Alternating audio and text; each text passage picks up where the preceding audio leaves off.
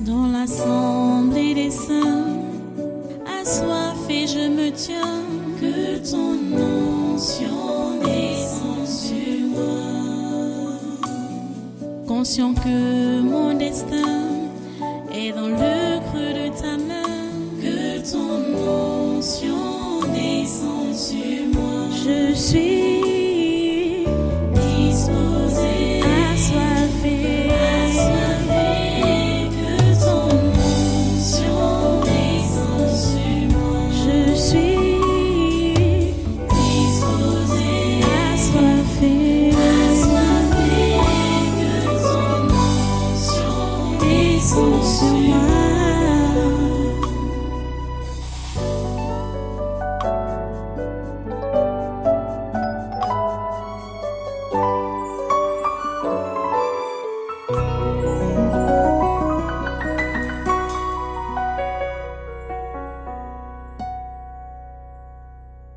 Alléluia. Voilà, reste debout. Nous allons prendre maintenant notre lecture pour continuer l'enseignement de ce séminaire. Repartons dans Hébreux chapitre 11. Hébreux chapitre 11. À partir du verset 13, nous lisons ceci. C'est dans la foi qu'ils sont tous morts, sans avoir obtenu les choses promises. Mais ils les ont vus et salués de loin, reconnaissant qu'ils étaient étrangers et voyageurs sur la terre. Ceux qui parlent ainsi montrent qu'ils cherchent une patrie. S'ils avaient eu en vue celle d'où ils étaient sortis, ils auraient eu le temps d'y retourner. Mais maintenant, ils en désirent une meilleure, c'est-à-dire une céleste. C'est pourquoi Dieu n'a pas honte d'être appelé leur Dieu, car il leur a préparé une cité. Prions le Seigneur. Dieu Tout-Puissant, nous bénissons ton grand nom encore en ce jour, pour ta parole que tu nous délivres. Et nous te prions que tu puisses exercer nos esprits, nos cœurs, à la comprendre et à l'appliquer, ta parole, dans nos vies, au quotidien. S'il te plaît, Seigneur, fais-le au nom puissant de Jésus. Seigneur, merci pour ton intelligence. Et merci, Seigneur, pour la justesse que tu nous donnes de prendre ta parole, de recevoir ta parole. Merci pour la justesse. Et merci pour la diligence. À toi toute la gloire et tout les honneurs. Merci pour ta volonté qui s'accomplit dans nos vies. En ce jour et pendant ce programme, nous comptons sur toi, Seigneur. Au nom puissant de Jésus, nous avons prié. Amen. Prenez place dans cette sainte présence et une fois de plus, soyez les bienvenus à ce congrès de naturel de ce vendredi 4 août 2023, au deuxième jour du séminaire, donc de ce mois. Nous rendons grâce à Dieu pour le chemin parcouru. Mais nous déplorons le fait que depuis des semaines, ça va même déjà à des mois, que le Seigneur nous interpelle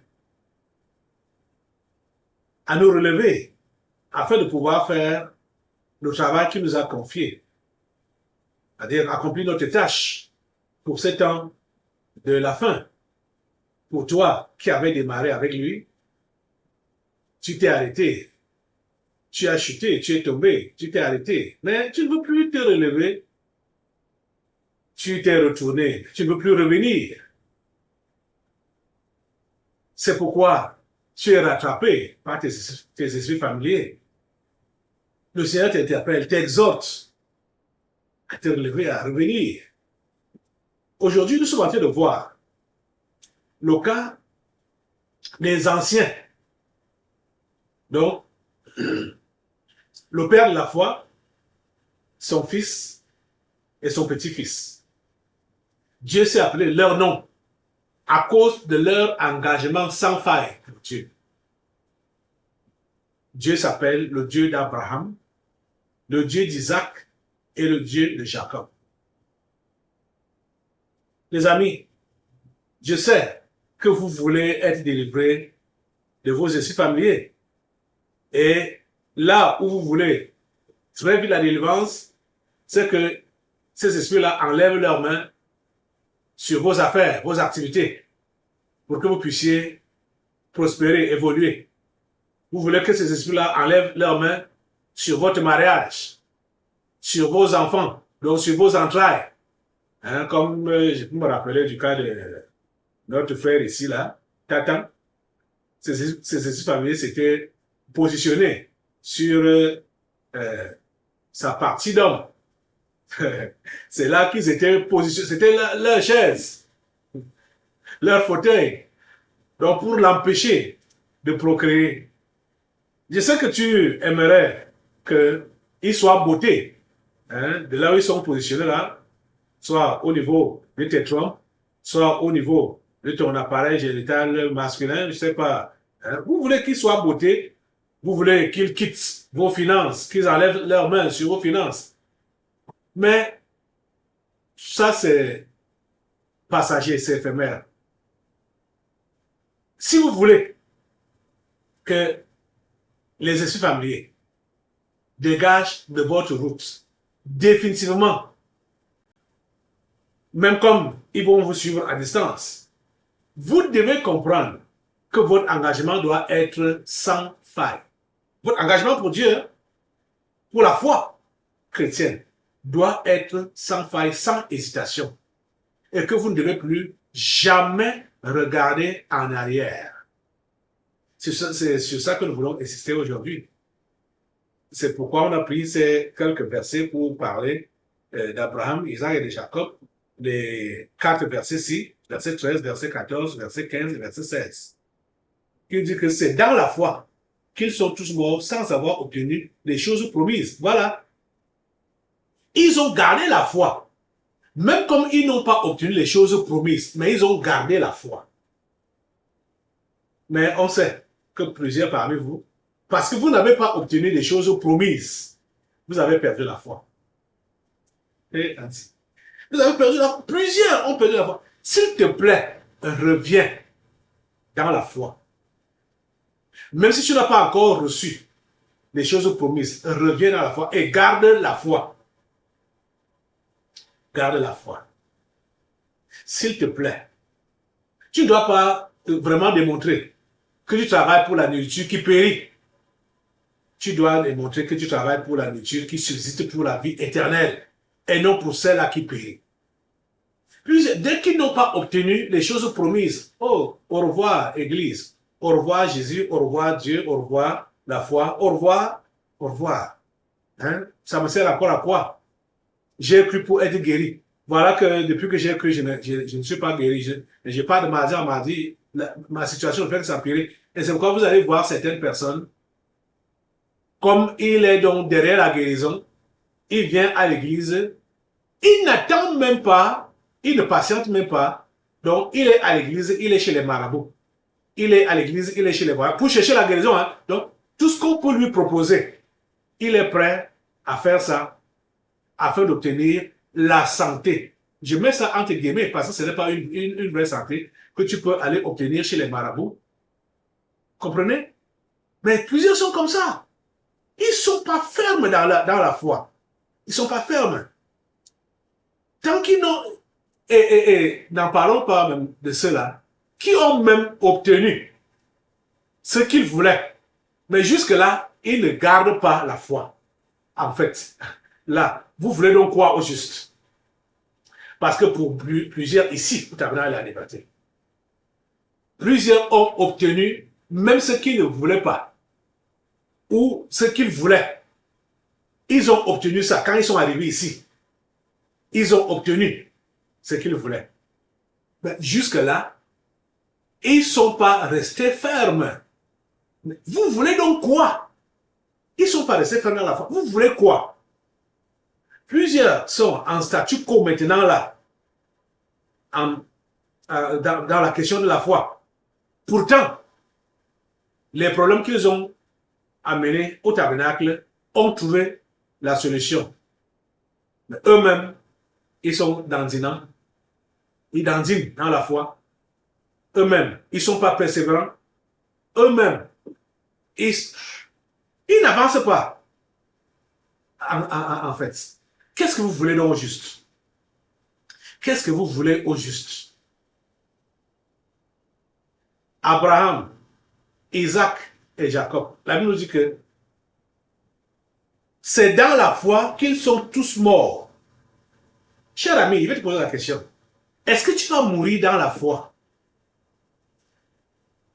Est-ce que tu vas mourir dans la foi? C'est dans la foi qu'ils sont tous morts. Est-ce que tu vas mourir dans la foi? C'est ma prière pour toi. Que tu puisses mourir dans la foi.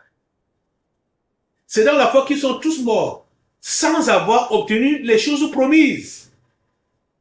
Mais ils les ont vus et salués de loin, reconnaissant qu'ils étaient étrangers et voyageurs sur la terre. Donc, s'il te plaît, comprends ça encore aujourd'hui que cette terre n'est pas ta demeure éternelle. Le monde-ci, ce n'est pas ta demeure éternelle. Tu es étranger et voyageur. Tu es de passage sur cette terre. Tu n'es pas venu ici pour t'éterniser ici. Personne ne peut s'éterniser ici. Vous savez que depuis que l'homme a péché, Dieu a décidé de réduire ses jours et la mort est survenue. Donc, même si tu vis près de 1000 ans, tu ne pourras pas vivre toute l'éternité sur la terre. On dit près de 1000 ans parce que personne n'a jamais fait 1000 ans sur la terre. Les gens qui ont vécu longtemps sur la terre sont allés dans les 970 comme ça. Mais personne n'a jamais atteint 1000 ans sur la terre. Donc, même si tu as 1 millier d'années, tu vas toujours mourir. Tu vas toujours mourir. Donc, nous sommes des passagers, des voyageurs sur cette terre. Nous sommes des étrangers sur cette terre. Donc, ne fais pas de cette terre comme c'était ta demeure éternelle. Donc, ce que les démons familiers ou les esprits familiers vous ont dit là, et vous trompent là, parce que pour plusieurs, hein, c'est ici sur la terre qu'il faut réaliser, c'est ici sur la terre qu'il faut faire sa vie. Donc, si rien n'est fait ici sur la terre, ils n'ont rien fait dans leur vie. Vous voyez que tout ce que les gens font sur la terre, tous les combats, toutes les batailles, toutes les bagarres, toutes les peines que les gens prennent sur la terre, on n'importe quoi. On va me dire qu'on fait ça pour garder, amasser pour les enfants. Certains, vous avez vu certains parents qui ont amassé pour leur progéniture, mais la progéniture est folle. Il n'y a personne d'intelligent dedans. Donc tout ce que les parents ont même laissé, tout ça, c'est dilapidé, hein, c'est perdu. Parce qu'il n'y a rien d'éternel sur la terre. Il n'y a rien d'éternel sur la terre. Vous prenez ça? Puisque déjà, la terre va être consumée par le feu. Tout sera détruit. Tout ce que nous voyons, tout ce que vous voyez avec les yeux là, tout va être détruit. Tout sera consumé par le feu. Donc, il ne faut pas s'accrocher sur les choses de cette vie. Vous comprenez? Il ne faut pas s'accrocher sur les choses de cette vie. Ok. Voilà. Et vous voyez que quand on dit que c'est dans la foi qu'ils sont tous morts sans avoir obtenu les choses promises, mais ils les ont vus et salués de loin, reconnaissant qu'ils étaient étrangers et voyageurs sur la terre.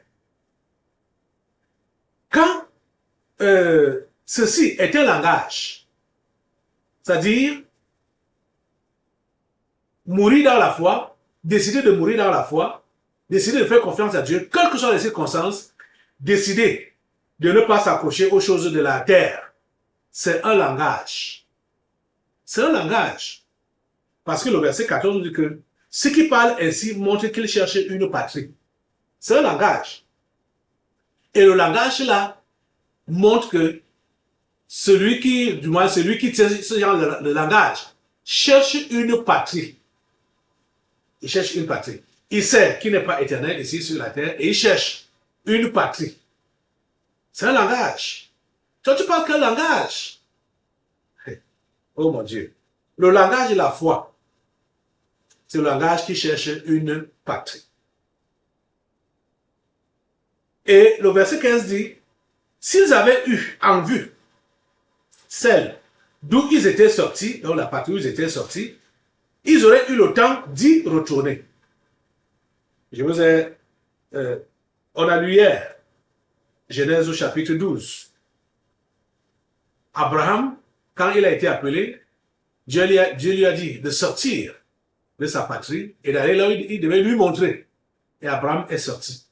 Depuis qu'Abraham est sorti, à l'âge de 75 ans, il est allé mourir à 175 ans. Abraham n'est plus jamais reparti dans son village. Il n'est plus jamais reparti là-bas. C'était fini comme ça.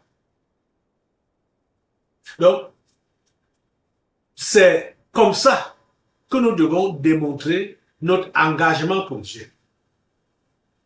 Quand il nous appelle, c'est pour nous déconnecter de nos origines. Parce que nos origines n'ont pas un bon héritage. Ce n'est pas de bonnes sources. Nos origines, ce n'est pas de bonnes sources. Vous le savez.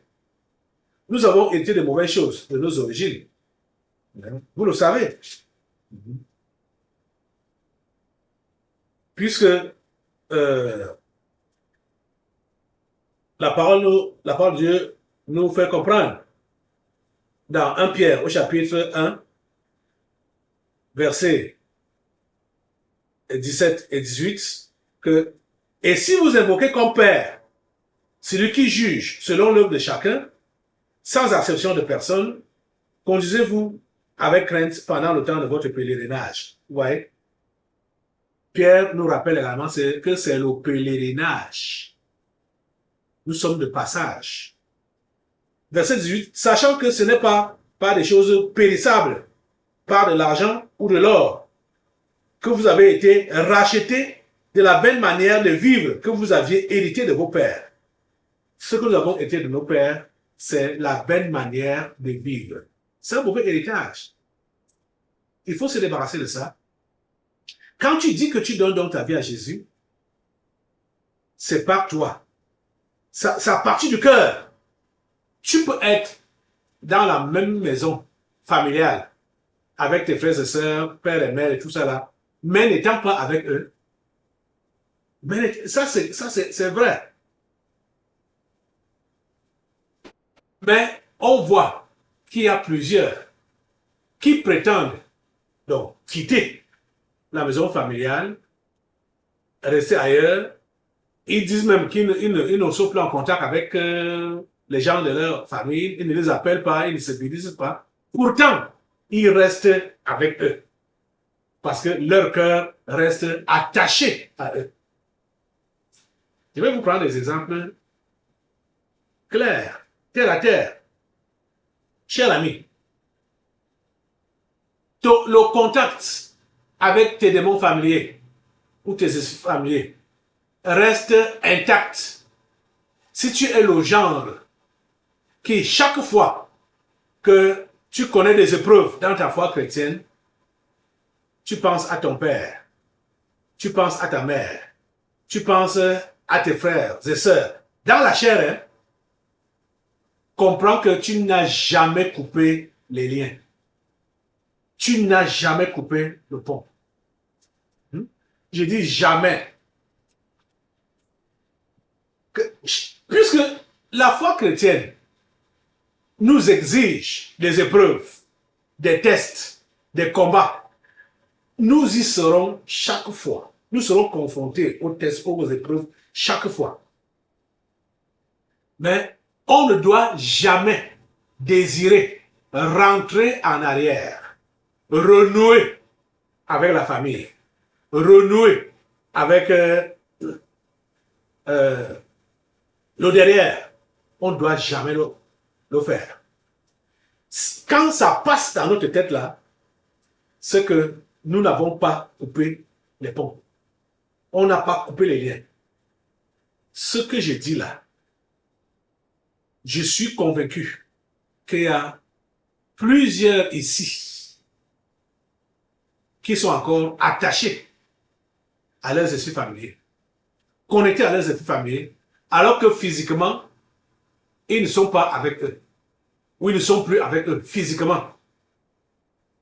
Mais dès qu'ils seront face à une rude épreuve, la première pensée, la première chose qui vient dans leur tête, c'est de penser à la personne avec qui il a le même sang.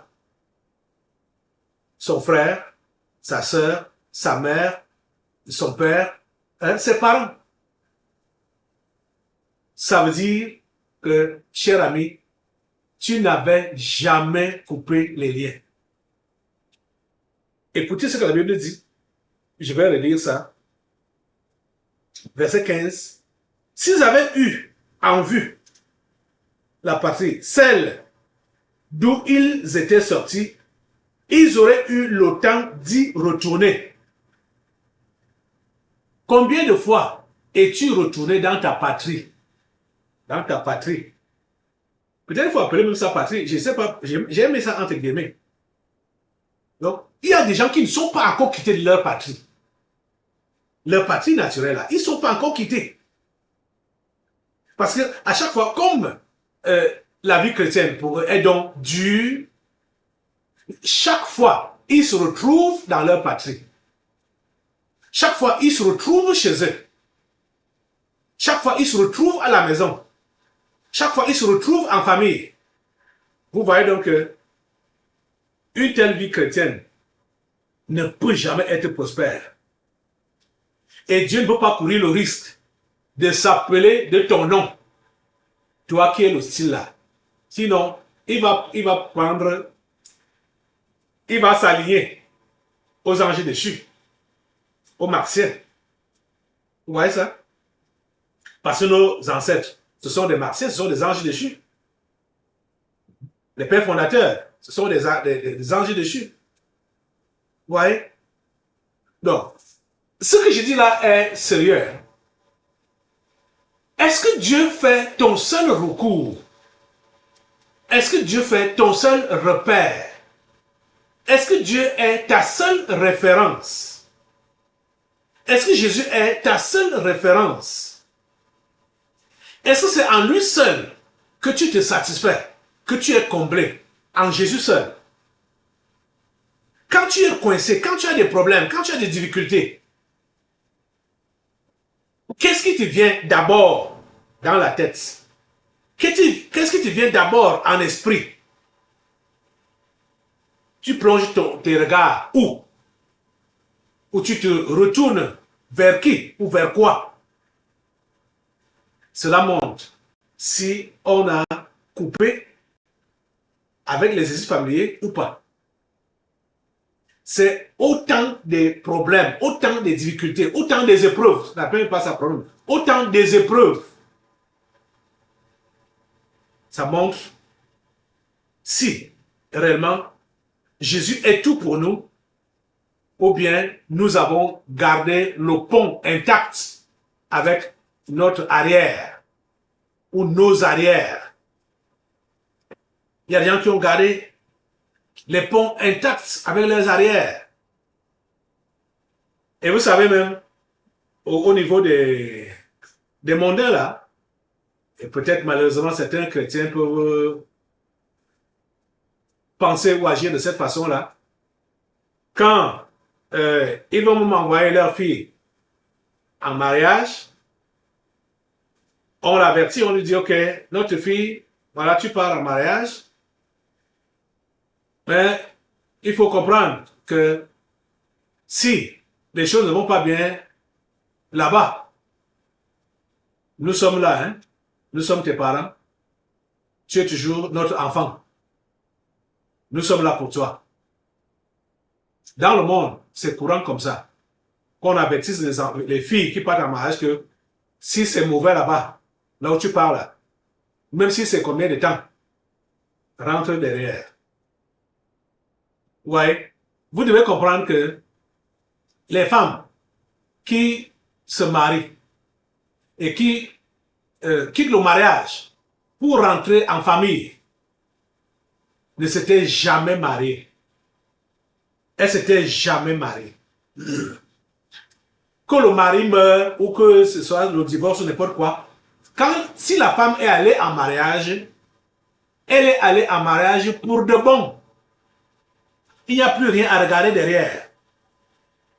Donc, quand vous entendez ce genre de conseils-là, que notre fille, nous sommes là, dans ta famille, on va en mariage, mais si c'est mauvais là-bas, rentre, nous sommes là, ta famille, comprends que cet enfant n'est jamais allé en mariage. On ne l'envoie pas en mariage. Elle va en balade. Déjà même, elle est disposée et prédisposée que dès qu'il y a un petit truc qui ne marche pas, elle va faire ses bagages, rentrer à la maison. Vous voyez?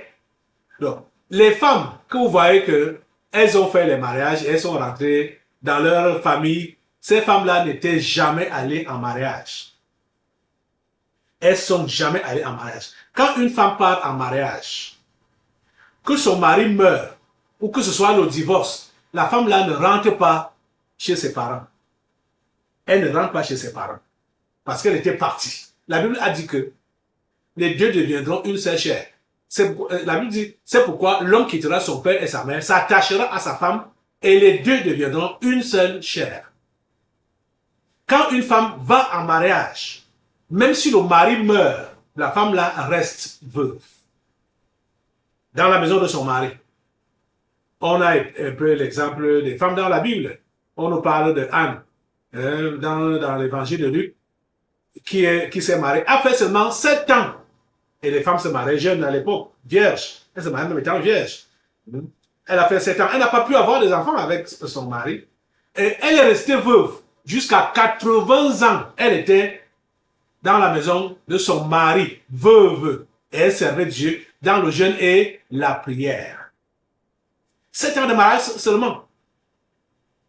Donc, quand la femme va en mariage, elle est allée en mariage pour de bon, une fois pour toutes. Elle n'a plus rien derrière. Vous allez voir aujourd'hui que même au niveau des lois des pays, les choses ont été modifiées au point où les filles ou les femmes même mariées partent discuter l'héritage de leur père avec leurs frères au village. Ça, c'est le monde qui fait ça, comme ça. C'est le monde qui a organisé ça de cette façon-là. Donc, c'est une façon de ne jamais envoyer les filles en mariage. Donc, elle part en mariage, elle a toujours le regard derrière. Ce n'est pas comme ça que Dieu a voulu que les choses soient. Ce n'est pas comme ça que Dieu a voulu que les choses soient.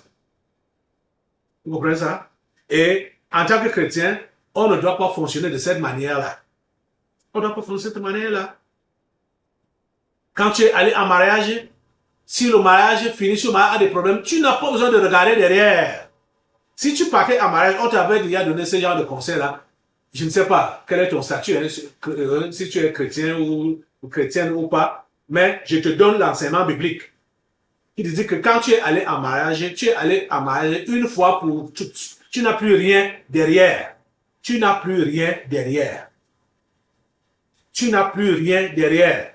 Tu ne dois plus regarder derrière. Tu ne dois plus regarder dans ta famille d'origine.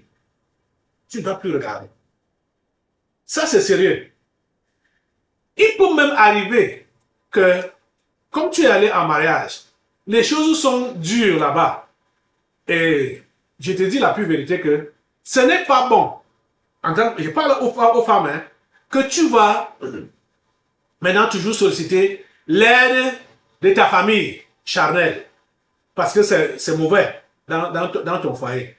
Et tu sollicites l'aide de ta famille charnelle. Donc ta famille charnelle te nourrit dans ton foyer. Ou t'aide dans ton foyer. Paye tes factures dans ton foyer. Les factures dans ton foyer. Ce n'est pas normal.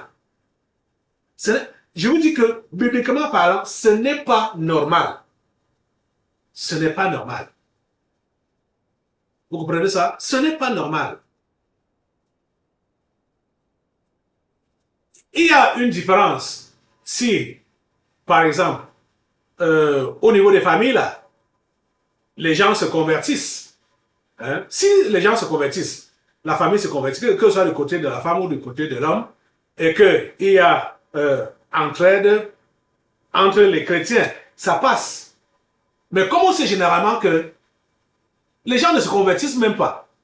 Toi, tu te convertis. Ta famille n'est pas convertie. Les membres de ta famille ne sont pas convertis.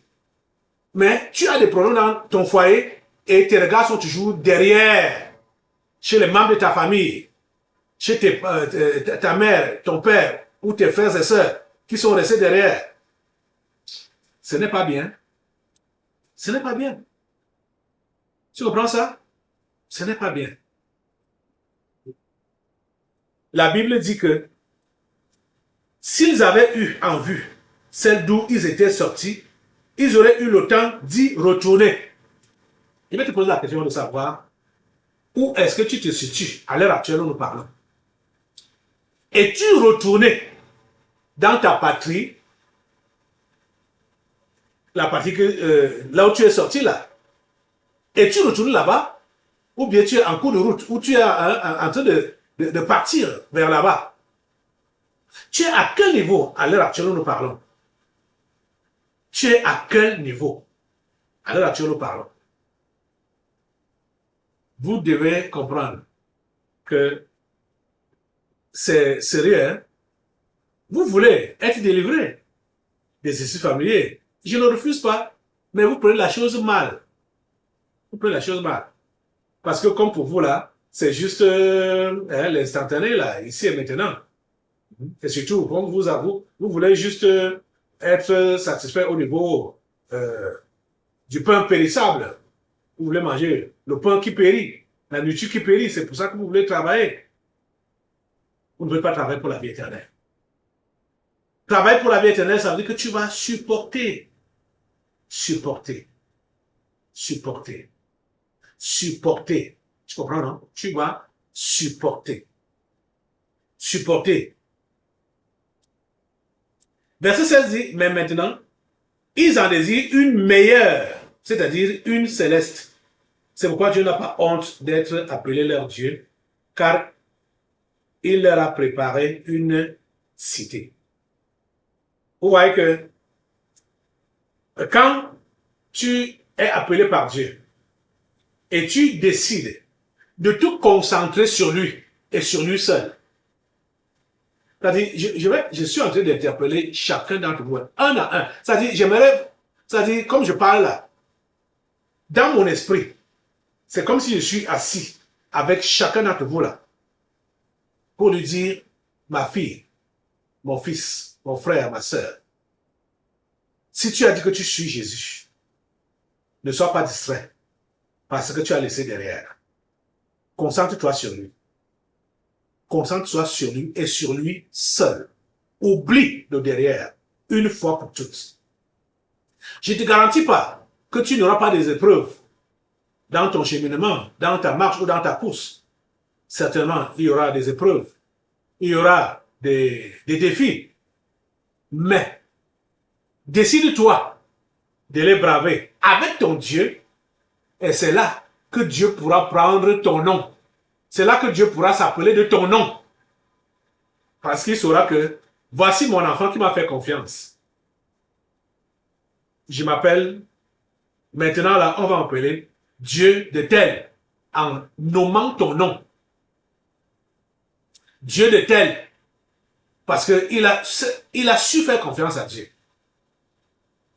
Dieu s'est appelé Dieu d'Abraham parce qu'Abraham a su faire confiance en Dieu. Abraham a connu des épreuves. Il a été terrible. Oh, c'est un homme, une famille qui a combattu avec la stérilité jusqu'à. Vous vous rendez compte? Il sort à 75 ans. Il est appelé à 75 ans. Le premier enfant qu'il fait, c'est à 100 ans. L'enfant légitime, c'est à 100 ans. Et cet enfant légitime qu'il a eu à faire se marie à 40 ans.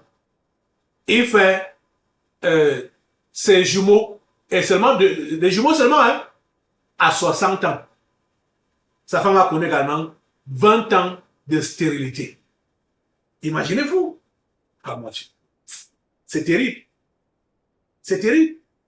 Ils ont connu des épreuves, mais ils sont restés fermes. Ils ne sont pas corrompus. Ils n'ont pas abandonné. C'est pourquoi Dieu s'est appelé leur Dieu, Dieu d'Abraham, Dieu d'Isaac et Dieu de Jacob. Tu comprends ça? Reste ferme au Seigneur. Reste attaché à lui.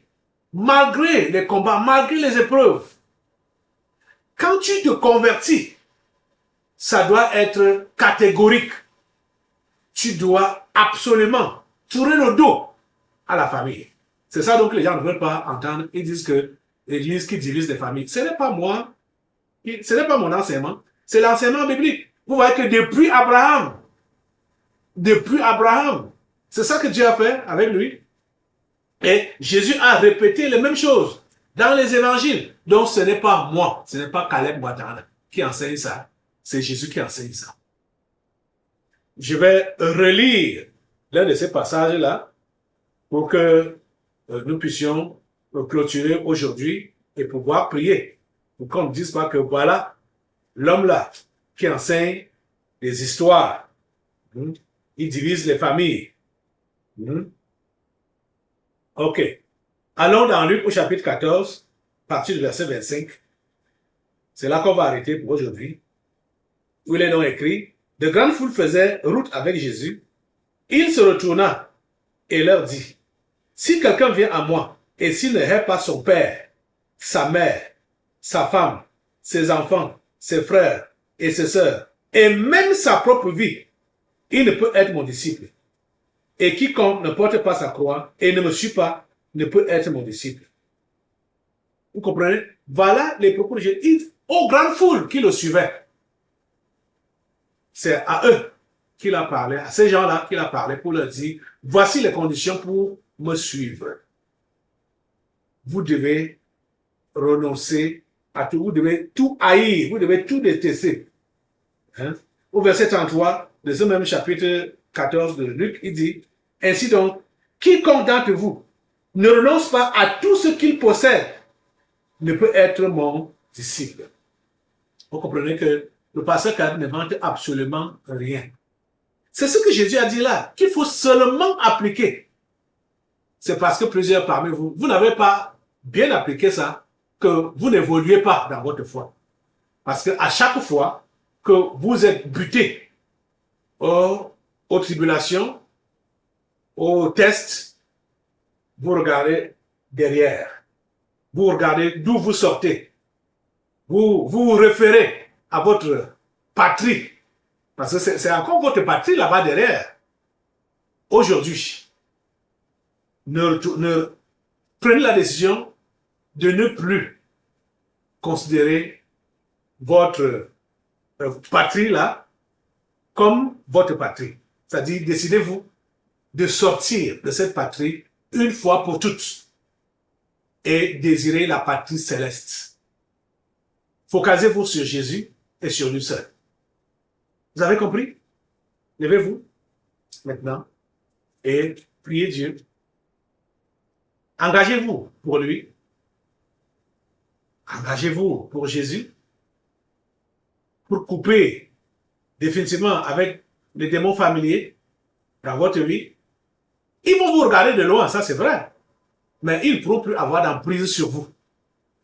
Quand ils savent que vous n'avez plus rien à faire avec eux, que vous n'êtes pas prêt à leur demander secours ou chercher secours chez eux. Seigneur, merci d'être avec cet homme, cette femme, cet enfant. Merci de lui donner la grâce de pouvoir s'engager définitivement pour toi et de couper le pont avec sa patrie. Donc, les esprits familiers. Donne-lui la grâce de pouvoir se concentrer à rechercher la patrie céleste. Oh Dieu, tous ceux-là qui se sont retournés ou qui se sont arrêtés parce qu'ils voient que le chemin est jonché d'embûches et ils veulent demander secours en arrière, donne-leur la grâce de se ressaisir maintenant et d'avancer avec toi. Merci au Dieu de nous écouter et de nous exaucer. Au nom de Jésus, nous avons prié. Amen. Amen. Prenez place, c'est où, dans sa présence, Et nous allons maintenant passer aux délivrances prophétiques. Dans l'assemblée des saints, assoiffé je me tiens, que ton onction descende sur moi.